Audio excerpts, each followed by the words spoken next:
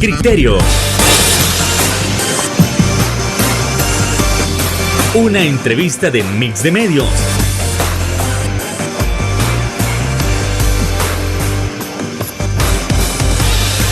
Que aborda frontalmente los problemas de El Salvador con los verdaderos protagonistas y plantea soluciones.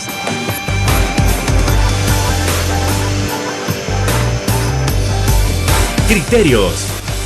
Hola, ¿qué tal? Muy buenas noches, sean todos y cada uno de ustedes bienvenidos a una emisión más aquí en Criterios, en este 28 de diciembre. Qué placer que usted nos puede estar acompañando en el último programa de Criterios del 2023. Es un honor llegar hasta sus hogares con un análisis sociopolítico, socioeconómico, y en ese aspecto nosotros queremos evaluar desde la parte económica cómo se ha comportado cada trimestre del 2023. ¿En qué trimestre crecimos? Si eso se ha mantenido, si nosotros hemos retrocedido, si las políticas públicas a nivel económico están funcionando para hacer nuestra economía sostenible, y además, ¿qué tanto tiene que ver el panorama electoral con la economía? Eso y más nosotros lo estaremos abordando esta noche con nuestro invitado especial. Estamos hablando del economista Juan José Ortiz. ¿Qué tal? Muy buenas noches. Encantado que usted nos pueda acompañar en el último programa del año. Buenas noches, Fernando. Gracias por la invitación a este programa. El saludo a las personas que nos sintonizan, ¿verdad?, a través de los distintos canales de comunicación que permanentemente ven este programa. Desde luego. Y también un saludo para nuestros hermanos de Antiguo Cuscatlán que están conmemorando sus fiestas patronales y también en esta fecha tan especial como es el Día de los Santos Niños Inocentes. Así que también este día, si bien es para conmemorar, pues muchos se lo toman para jugarle una broma. Así que esperamos que en el día usted no haya caído en una de ellas. Continuamos entonces con respecto a ese primer plano, a ese primer punto, como lo es, cómo estuvo cada trimestre de este 2023 en materia económica. ¿Crecimos? ¿Nos estancamos? ¿Retrocedimos? Por favor, Juan José. Quizás es importante explicarle a las personas que nos sintonizan cómo se mide el desempeño de la economía a través de todo el año. Normalmente, pues el Banco Central de Reserva hace un análisis por trimestres y siempre vamos un trimestre atrasado, es decir, recientemente, la semana anterior, el Banco Central presenta el comportamiento de la economía del tercer trimestre. Es decir, todavía no hemos cerrado el cuarto trimestre para hacer una evaluación de todo el año. Entonces se ha hecho una evaluación del tercer trimestre. Viendo un poco los resultados, digamos que en términos absolutos, pues los indicadores muestran una tasa de crecimiento. El tercer trimestre de la economía cierra con un 3.6% de crecimiento. Y uno podría decir, vamos por el rumbo correcto en la economía. Sin embargo, es importante detenernos a analizar a qué se debe esa tasa de crecimiento en el tercer trimestre. Por ejemplo, es importante recordar que en este tercer trimestre, agosto, septiembre y octubre, tuvimos 2 eventos internacionales de carácter, uno incluso de impacto mundial, que fue Miss Universo, y tuvimos, fuimos partícipe, ¿verdad?, de los Juegos Centroamericanos y del Caribe. Entonces, esas son 2 actividades que disparan, digamos, el comportamiento de algunas variables de la economía, como el ingreso de divisas, producto de que vino mucha gente al país, en calidad de turista, en calidad de actores intervinientes de estos 2 eventos. Sin embargo, si bien eso es positivo, eso no es el resultado de un plan de reactivación económica, es decir, no es el resultado de políticas públicas diseñadas por el gobierno para que la economía tenga un rumbo sostenido. Es decir, traer estos eventos de talla mundial, según usted me comenta, no son políticas públicas de reactivación económica. No, son eventos puntuales, ¿verdad?, que de alguna manera disparan el comportamiento de la economía, pero aquí tendríamos que tener cada trimestre un Miss Universo, cada trimestre un Juego Centroamericano y del Caribe, cada trimestre una competencia mundial de surf, etcétera, etcétera, para que el comportamiento de la economía tenga un rumbo sostenido. Que sea constante, claro. Entonces, desde esa perspectiva, si bien ha habido un crecimiento en el tercer trimestre de la economía, El Salvador no puede darse el lujo de ir teniendo expectativas de crecimiento en base a actividades puntuales. Por ejemplo, si bien el cuarto trimestre no ha terminado, pues ya estamos por cerrar diciembre, allá por el mes de marzo el Banco Central va a mostrar el comportamiento del cuarto trimestre. No hay que ser un genio ni un gran analista social ni económico para vaticinar que el cuarto trimestre va a cerrar positivo. Nuevamente por actividades puntuales, no por políticas públicas que el gobierno diseña. Por ejemplo, en diciembre es cuando viene mayor cantidad de remesas de nuestros compatriotas a nuestros hogares. El mismo diciembre permite que muchos de nuestros compatriotas pues vengan a visitar al país, visiten lugares, ¿verdad?, turísticos, nostálgicos para gente que tiene 10, 15, 20 años de no venir al país, y eso hace que se dispare el consumo. Pero esa es una actividad puntual, es decir, no pasa todos los años. Entonces, a mí sí me preocupa que la economía salvadoreña, si bien muestra datos positivos, no son el resultado de políticas públicas, no es el resultado de un plan de reactivación económica que me permita decir que dentro de 5 años este país va a mantener una tasa de crecimiento sostenible y que finalmente esa tasa de crecimiento se sienta en los bolsillos de los hogares salvadoreños. Totalmente. Entonces, en resumen, necesitaríamos tener más eventos de este tipo para que nosotros podamos tener una economía sostenible y en constante crecimiento. Ahora bien, siempre en el aspecto económico, ¿cuál podría ser, digamos, la perspectiva para el año 2024? Es más, centrémonos en un aspecto fundamental, como lo es la balanza comercial, que aún siempre se ha dicho que El Salvador gasta más de lo que, de lo que como tal ingresa, ¿no? Sí. Bajo esa perspectiva, nuestra balanza comercial en 2023 volvió a ser negativa, ¿o es que está comenzando a corregirse ese rumbo? Bueno, ahí hay dos variables importantes también que hay que aclararle a las personas. El déficit fiscal tiene que ver con la capacidad de ingresos que percibe el Estado versus el gasto que realiza. Y el déficit comercial tiene que ver con la cantidad de exportaciones que realizamos versus la cantidad de importaciones. En ambos casos el dato es negativo. El déficit fiscal sigue siendo negativo, es decir, eso no ha cambiado en los últimos años. Captamos menos ingresos en concepto de impuestos de lo que el Estado gasta. Y en materia comercial, lo mismo, ¿verdad? Importamos más productos de otras economías de lo que nuestra propia economía es capacidad de exportar. Bueno, de hecho los datos del tercer trimestre hablan de un dato negativo, cerca del 8.1% de déficit de las exportaciones. Esto no es bueno para la economía del país, pues, es decir, seguimos siendo una economía consumista que dependemos mucho de productos y servicios que vienen de otras economías, de la capacidad propia que tiene nuestra economía para poder abastecer un mercado local. Entendería que la vulneración principal y evidente se dio cuando Guatemala cerró sus fronteras. Bueno, de hecho esa es una variable interesante. Un problema social de la sociedad guatemalteca, valga la redundancia, pone en evidencia la crisis de abastecimiento de alimentos que tiene el mercado salvadoreño.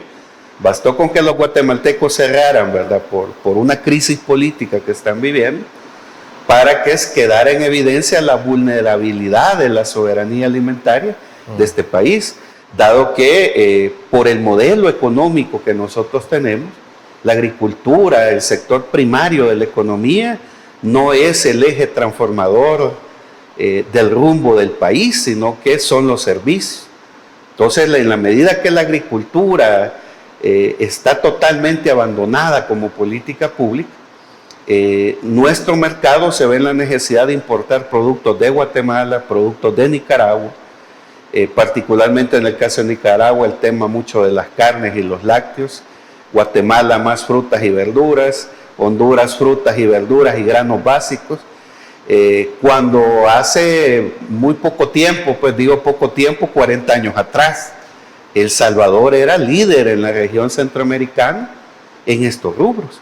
Desde luego. Entonces, como tú bien señalas, ¿verdad? Una actividad muy puntual que en teoría no tenía nada que ver con los salvadoreños, una crisis en Guatemala, pone al descubierto la crisis de abastecimiento que el mercado local tiene para poder satisfacer productos de primera necesidad para la sociedad salvadoreña. Ahora, con ese análisis, nosotros vamos a trasladarnos a nuestra primera pausa comercial. Y al regresar, ¿qué tiene que ver la política electoral con el caso de la economía? Bueno, tras la pausa comercial.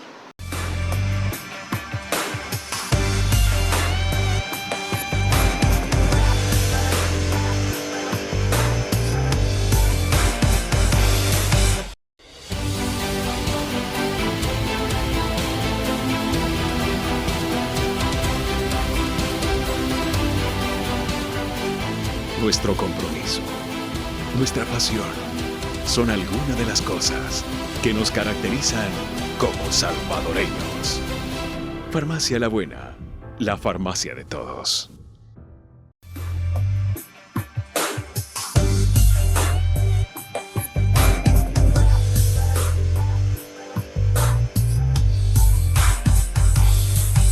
Gracias por continuar con nosotros en este último programa de Criterios del año 2023. Y es que ya hablamos sobre un breve análisis del aspecto económico de cómo se comportó ese aspecto en el año 2023. Ya se hablaba que evidentemente los eventos de Miss Universo y de los Juegos Centroamericanos permitirán reflejar un alce en la economía. Pero que eso no es sostenible, porque para que sea sostenible ese alza en la economía, debería haber un evento de esta magnitud cada 3 meses. Y no es producto, es decir, el alza, nos ha dicho el analista, no es un producto de una política pública establecida y que nos pueda llevar a un crecimiento constante. Pero si nosotros nos pasamos a uno de los grandes eventos que nos espera en ese primer trimestre del 2024, como lo son las elecciones, ¿esto tiene alguna relación directa con la economía? Por favor. Bueno, digamos que hay como 3 momentos para entender cómo los eventos políticos y electorales afectan la economía. En primer lugar, pues, cuando un inversionista toma la decisión de traer su capital a nuestro país, y en términos generales el inversionista lo que anda buscando es seguridad. Sí. Jurídica, política, económica, es decir, seguridad que a la hora de invertir va a recuperar la inversión y va a obtener un margen de utilidad. Ahora, ¿cómo afectan los temas electorales a la economía? Bueno, de hecho, los inversionistas siempre, por lo general, en todos los países, cuando hay una coyuntura electoral, deciden frenar su inversión, porque quieren ver la expectativa, quieren ver los resultados. Te voy a poner un ejemplo. Cuando Javier Milei, el presidente actual de Argentina, era candidato, él decía que iba a suprimir el Estado en muchas carteras. Lo iba a reducir. Te voy a poner un ejemplo. ¿Qué tal si tú eres un inversionista que quiere apostarle al tema digital en el área de la educación? Y tú dices, voy a Argentina porque esa es una economía sólida, tiene reglas claras, voy a invertir y voy a recuperar mi inversión. Pero de repente viene Javier Milei y dice, voy a desaparecer el Ministerio de Educación. Eso es una decisión que a ti como inversionista dices, pues ya no voy a Argentina, mejor busco otro mercado. Sí. Entonces lo mismo pasa en los temas electorales en El Salvador. La posibilidad de que el presidente Bukele pueda ser reelecto cuando buena parte de la sociedad dice que es inconstitucional la reelección, pero parte de la institucionalidad del país dice que sí es posible, genera incertidumbre. Y esa incertidumbre se transmite al inversionista. Entonces el inversionista dice, bueno, ¿es legal la reelección, sí o no? Una parte de la sociedad dice que no porque es inconstitucional otra parte de la institucionalidad del país dice que sí. Entonces, eso de alguna manera genera incertidumbre para el inversionista, porque no tiene claras las reglas del juego, digámoslo así, político.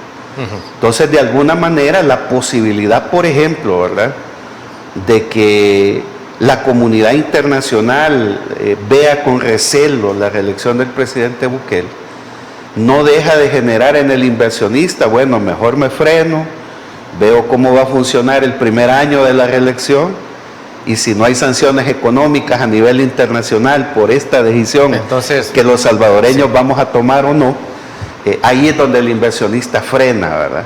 Y obviamente, pues, en la medida que la inversión extranjera no viene, no hay generación de empleo, los hogares salvadoreños no llevan ingresos a sus hogares y no hay capacidad de consumo, ¿verdad? Entonces hay un impacto a la economía.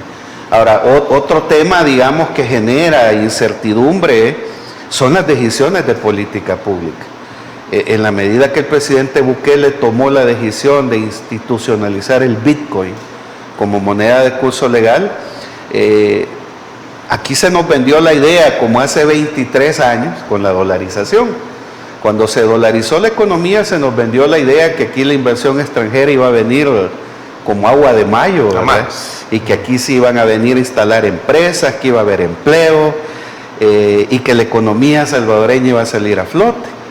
23 años después, los datos oficiales y los datos de los organismos financieros internacionales demuestran que somos el país que menos inversión extranjera trae.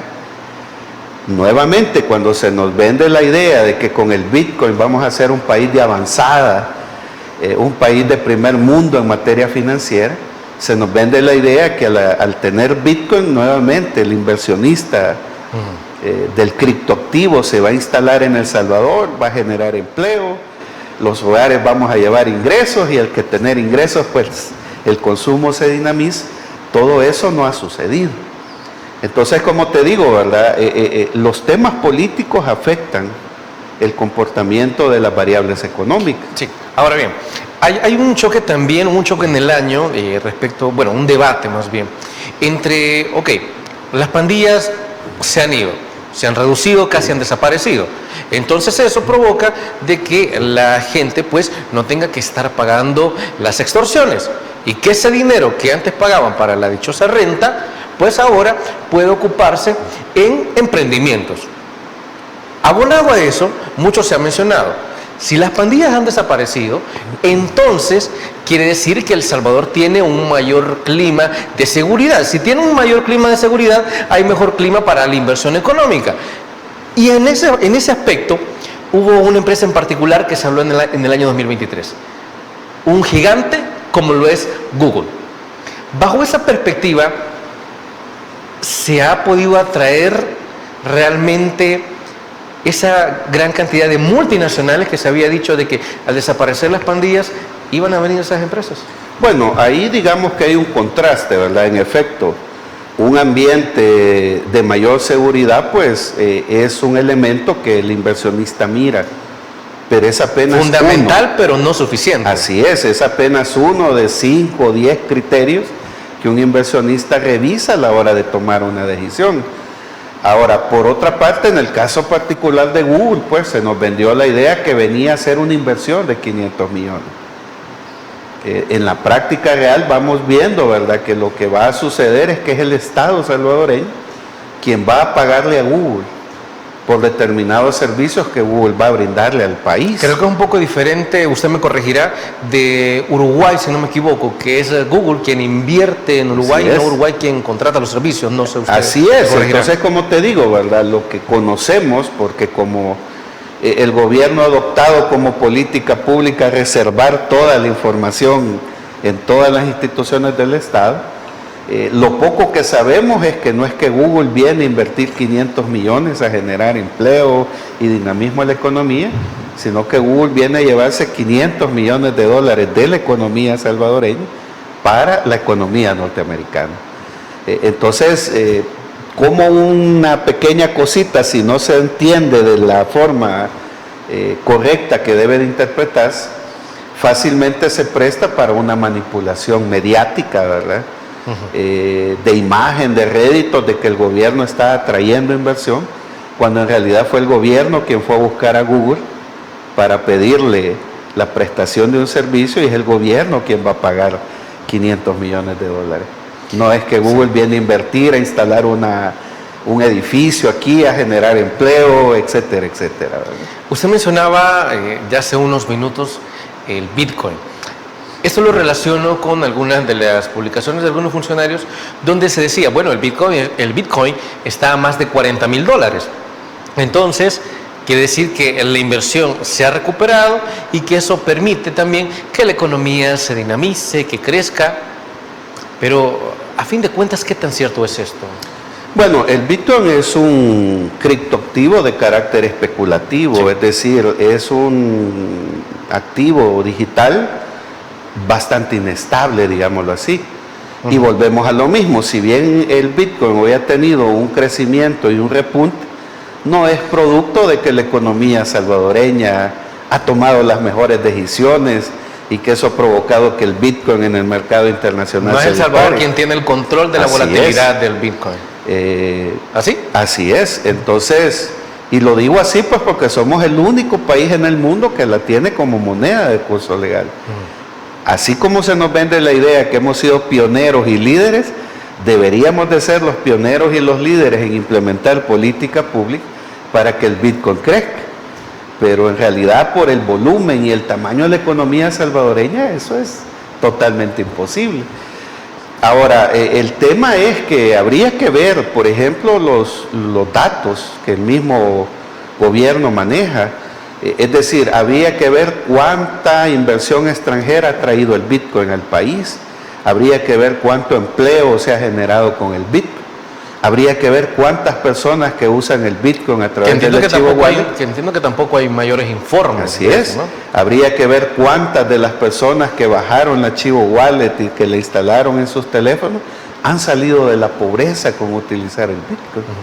Entonces, como te digo, yo desde mi perspectiva, el Bitcoin no es la mejor decisión de política económica que se pudo haber tomado, dado que el criptoactivo lo que hace es generar capital especulativo, capital de dudosa procedencia, y que eso pone en riesgo a una economía tan frágil como la nuestra, pues tener al Bitcoin como moneda de curso legal. Y es así como nosotros nos vamos a la siguiente pausa comercial. Regresamos en el último programa de Criterios.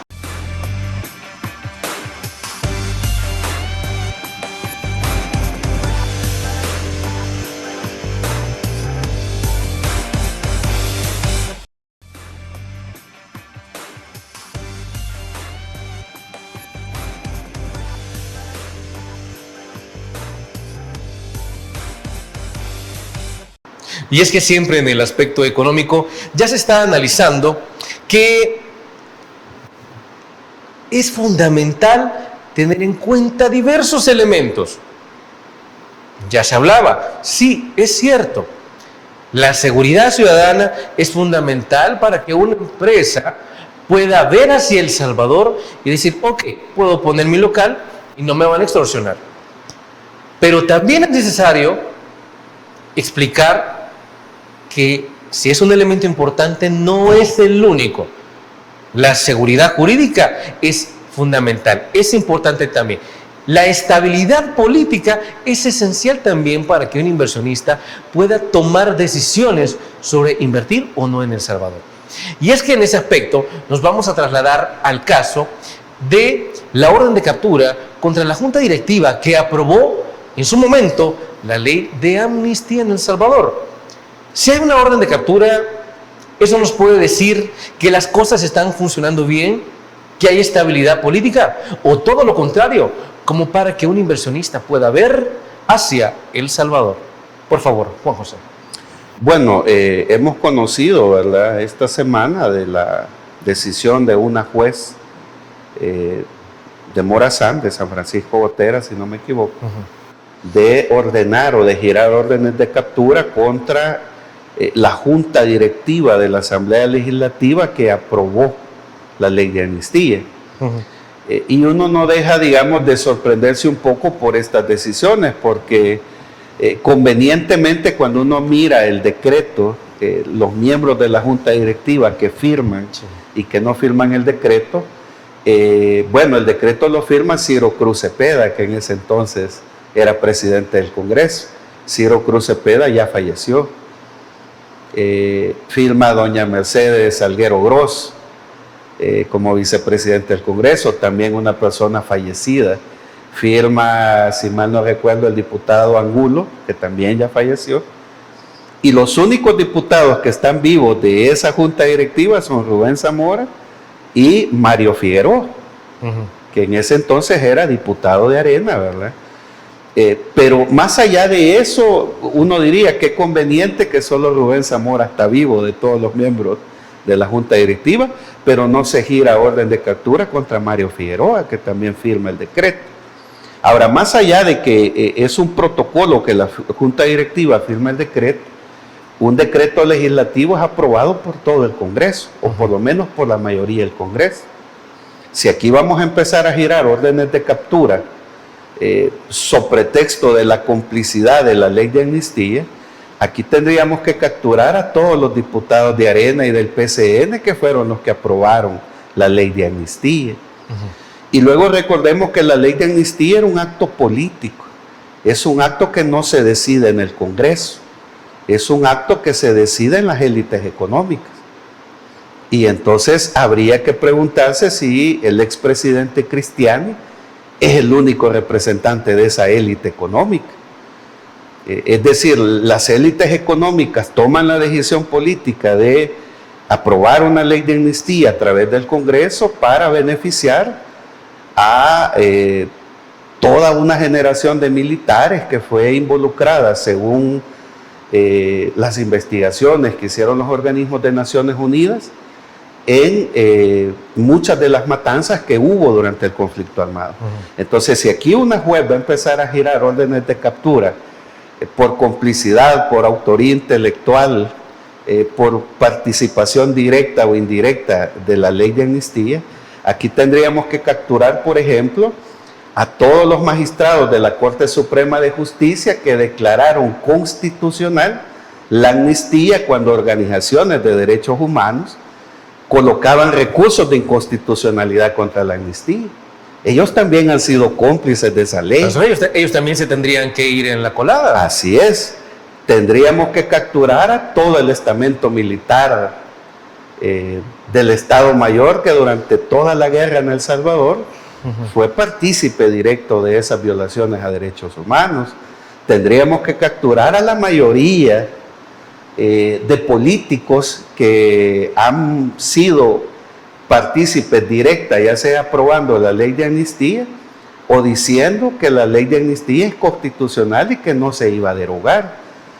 Y peor aún, habría que, porque como ahí aparece el expresidente Cristiani, habría que preguntarse si él es el único representante del poder económico en este país, porque quienes tomaron la decisión política fue eso, el poder económico, que financió al partido Arena, que hizo una alianza política con el FMLN para no tocar sus intereses, y que ahora también, de alguna manera, son socios de este gobierno.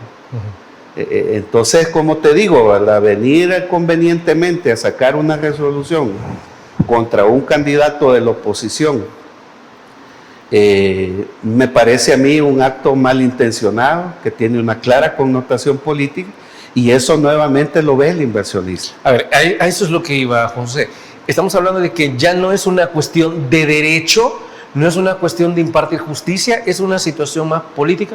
Yo pienso que sí, porque como te digo, ¿verdad? Convenientemente solo se dicta orden de captura contra la Junta Directiva del Congreso de esa época. Los demás tienen privilegio. Sí, cuando los diputados aprobaron la ley de amnistía. Y habría que buscar la lista incluso, ¿verdad? Habría que pedirle el decreto a la Asamblea Legislativa que nos dé el listado de los diputados que aprobaron la ley de amnistía. Lo más seguro es que nos van a decir que no, porque toda la información ahora se declara reservada por 7 años.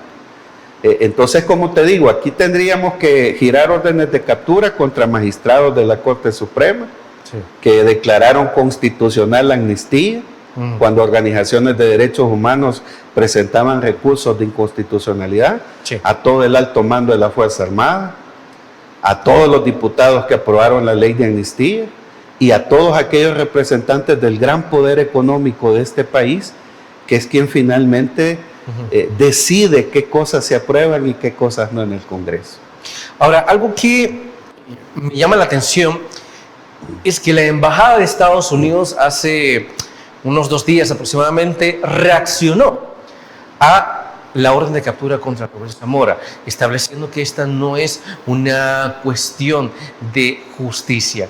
¿Qué nos dice esto con respecto a por qué Estados Unidos se está pronunciando en esta circunstancia? Bueno, precisamente por eso es que es importante señalar los nombres que aparecen en el decreto, porque la embajada se pronuncia por Rubén Zamora, no por René Figueroa.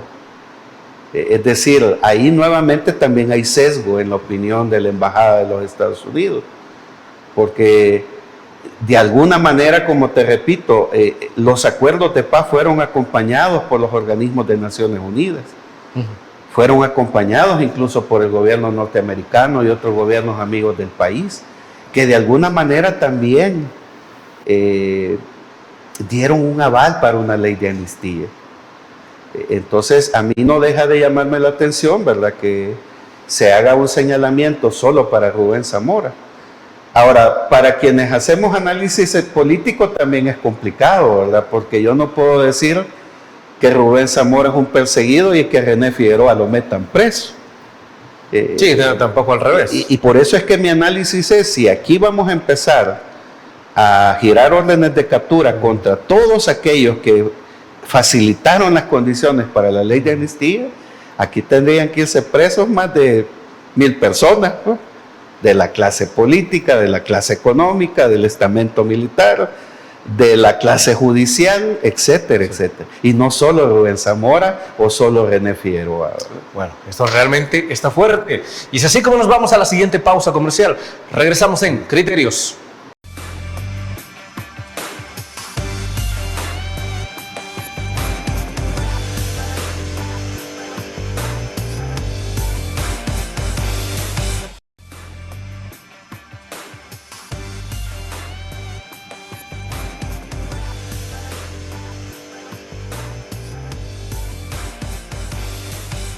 Otra de las situaciones con respecto a la ley de amnistía es el choque que se da en redes sociales respecto a aquellos que comentan que ir o que girar la orden de captura tras aquellos, o al menos los que todavía están vivos, o uno de los que todavía están vivos, que aprobaron la ley de amnistía, mencionan, mire, es que eso sí es para impartir justicia a las víctimas de una de las masacres más grandes de América Latina, como lo es el Mozote.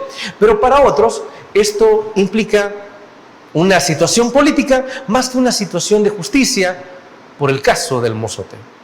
Por favor, Juan José, ¿cuál es la perspectiva en todo Bueno, esto? yo sigo sosteniendo que es un tema político, ¿verdad? Y al asociarlo con la justicia, lo que estamos viendo es justicia selectiva y justicia conveniente. Es decir, le aplico justicia a temas que tienen impacto nacional para aquellos que son opositores en este momento de mi gestión. Y no, como te digo, en términos generales. Por ejemplo, aquí habría que capturar a todos los presidentes de la República, desde el expresidente Cristiano, porque también han sido cómplices por omisión de no brindar justicia en el caso del Mozote. Tú recordarás, por ejemplo, que ciertos militares que están directamente vinculados con el tema de la masacre del Mozote se fueron a cuartelar a una institución militar en gobiernos del FMLN. Entonces uno diría, bueno, aquí también hubo complicidad del presidente Funes, del ministro de la Defensa de ese entonces, e incluso en este gobierno, pues, cuando un juez toma la decisión de presentarse al Estado Mayor y se le niega el acceso a los archivos del Mozote por parte del actual ministro de la Defensa Nacional, el señor Merino Monroy. Entonces, como te digo, lo que estamos viendo es un acto político, justicia aplicada selectivamente a aquellos que se consideran opositores a mi forma de pensar. Pero, insisto, si aquí vamos a empezar a escarbar quiénes son cómplices directos por acción o por omisión sobre el tema de la amnistía, tendríamos que construir otra cárcel como el SECOT para meter a todos los involucrados en el tema de la amnistía. Si se quisiera crear realmente la justicia, crear o aplicar la justicia tal cual como es. Así es. Entonces, como te digo, ¿verdad? En este mismo gobierno, pues fuimos testigos, ¿verdad? Cómo el Estado Mayor no le permitió el ingreso al juez que llevaba la causa del Mozote, Sí, ¿verdad? Para revisar los expedientes militares de quienes fueron los comandantes de esa época que lideraron el operativo militar que terminó en la masacre del Mozote. Pero ¿por qué seguir en la misma línea? A ver, mucho se criticó a los 20 años de Arena con respecto a no dar cuentas respecto a lo que había pasado en el caso del Mozote. Se criticó a los gobiernos del FMLN porque se suponía que eran los destinados a hacer las cosas diferentes y decir, es cierto, Arena no quiso hacerlo, lo tuvo escondidito, entonces ahora nosotros que tenemos el poder podemos hacerlo. No lo hicieron. En la administración actual, según entiendo también, se dijo de que se iban a abrir esos archivos y al final se termina bloqueando. Entonces eso genera incertidumbre. ¿Qué tan delicado puede ser lo que hay en esos archivos como para que ningún funcionario se haya atrevido a revelarlos, independientemente del partido? Pero bueno, no digamos que eso tiene que ver con tocar poderes fácticos y económicos de este país, que son los que a lo largo de 200 años ya de historia de El Salvador como Estado, son los que han tomado las decisiones. Es decir, la masacre del 32, la masacre del Mozote, el asesinato de los sacerdotes jesuitas, el asesinato de 4 monjas, el asesinato de muchos líderes políticos en la década de los 80. Todas esas son decisiones políticas que probablemente las han ejecutado los cuerpos de seguridad, pero no porque los cuerpos de seguridad pensaran con cabeza propia. Han sido otros quienes han tomado. Entonces, por ejemplo, tú ves en este caso al expresidente Cristiani. Al expresidente Cristiani se le vincula tentativamente como el autor intelectual de la masacre de los jesuitas. Uno se pregunta, ¿habrá sido solo el presidente Cristiani quien le da la orden como comandante general de la Fuerza Armada al Estado Mayor para penetrar la UCA? ¿O es todo un poder económico, donde Cristiani es un representante uno entre muchos de ese poder económico? Y que, como te repito, ¿verdad? Ese poder económico ha financiado a Arena, hace un pacto político con el FMLN, cambiando gobernabilidad a cambio de no tocar sus intereses económicos, y que en este gobierno también de alguna manera vemos un acuerdo político, ¿verdad?, entre aquellos que financiaron al partido Arena, como el mismo presidente Bukele los llama, los mismos de siempre, pero que los vimos a esos mismos de siempre salir en una cadena nacional con el presidente Bukele respaldando este gobierno. Entonces pensaría que hay ahí intereses oscuros, poderosos, ¿verdad?, para no querer tocar y abrir, sobre pretexto de que se abren heridas sensibles. Pero en realidad lo que hay en el fondo ahí es proteger y garantizar impunidad a grupos económicos. Y todavía la ciudadanía puede soportar la excusa de que abrir los archivos puede abrir heridas y puede llevarnos a un nuevo conflicto. Yo pienso que no, ¿verdad? Bueno, hoy estamos viviendo un conflicto social, probablemente no de la envergadura que lo vive Guatemala, sí.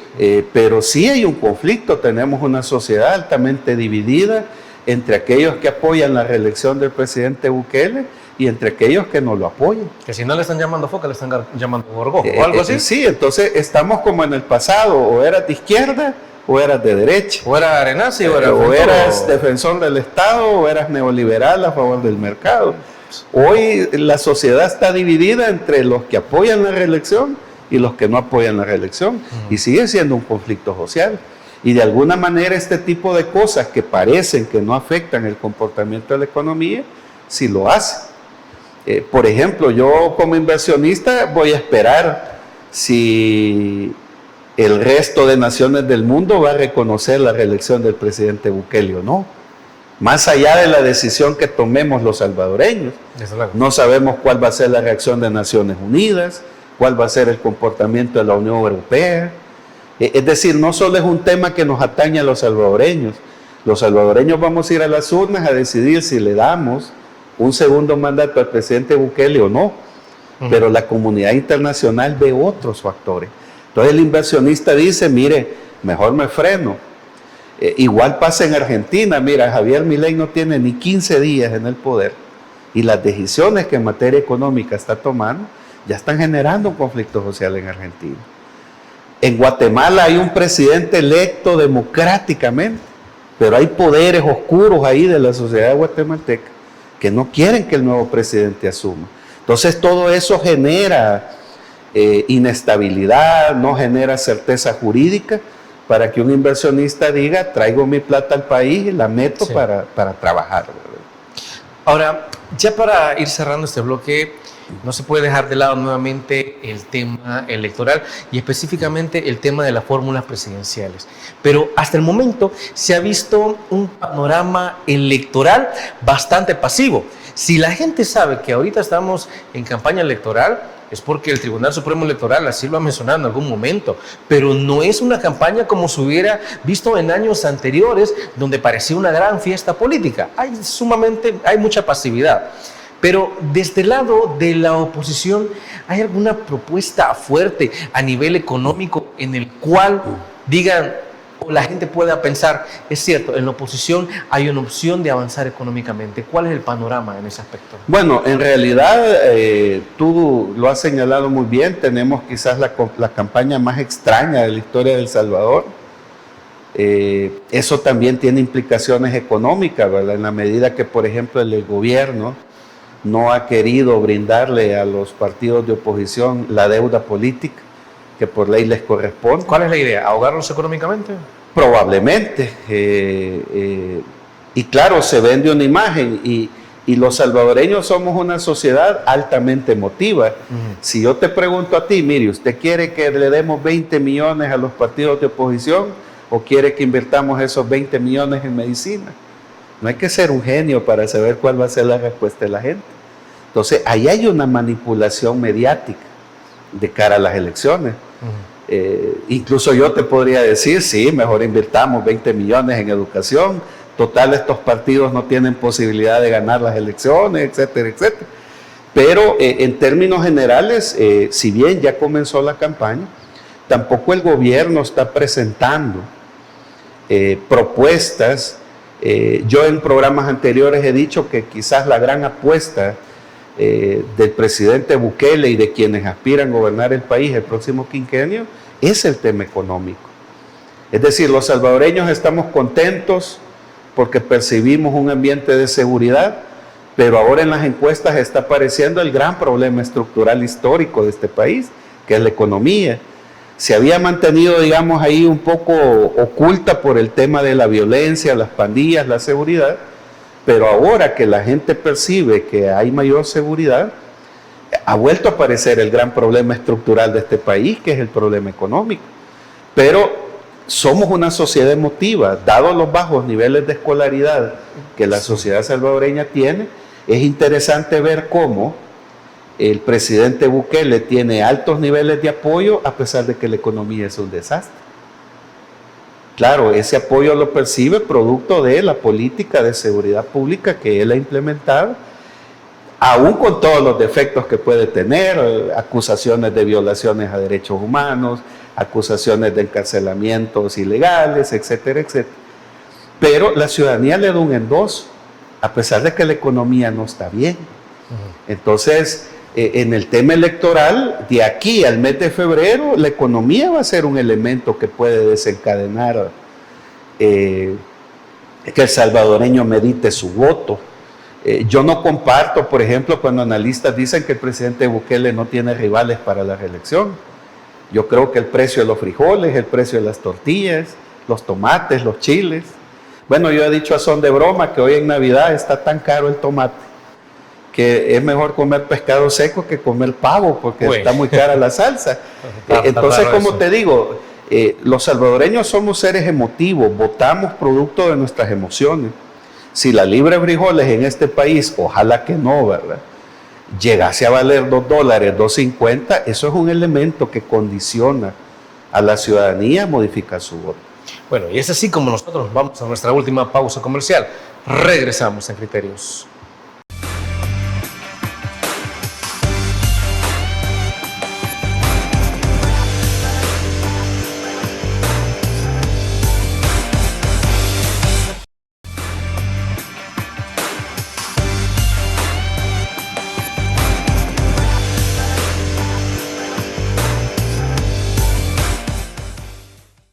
A fin de cuentas, ¿puede ser cierto que los cambios en el aspecto económico en el próximo mes pueden modificar de alguna manera las elecciones y evidentemente los resultados?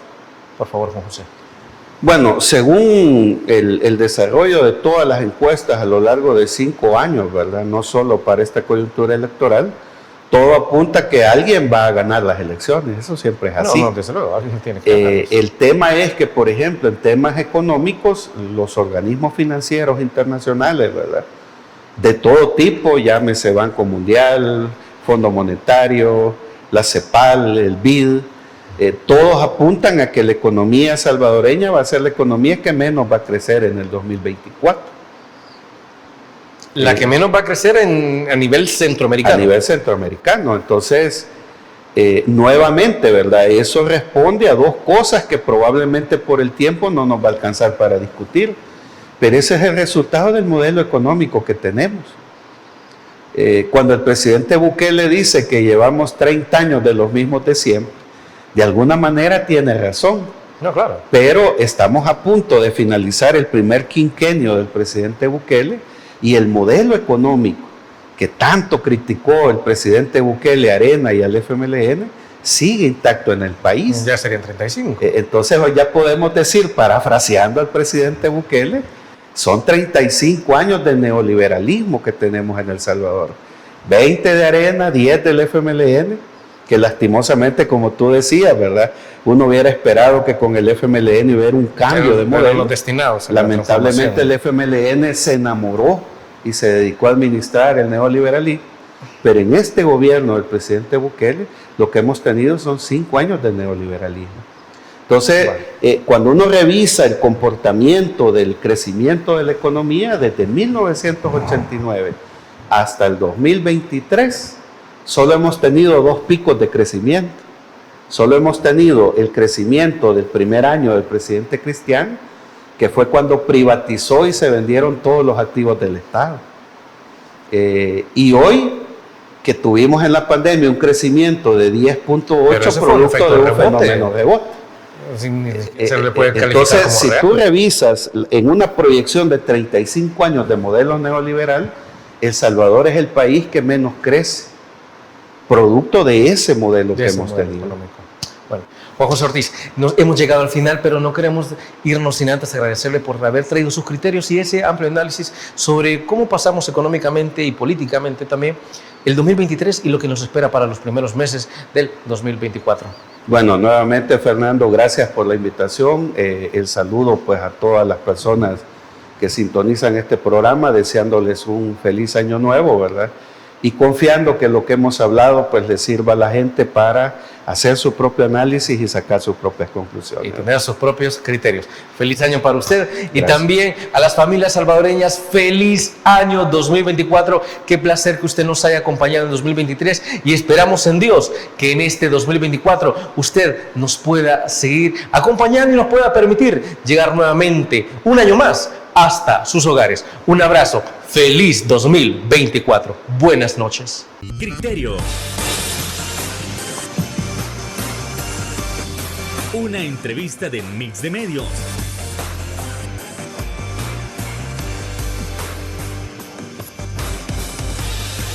Que aborda frontalmente los problemas de El Salvador con los verdaderos protagonistas y plantea soluciones.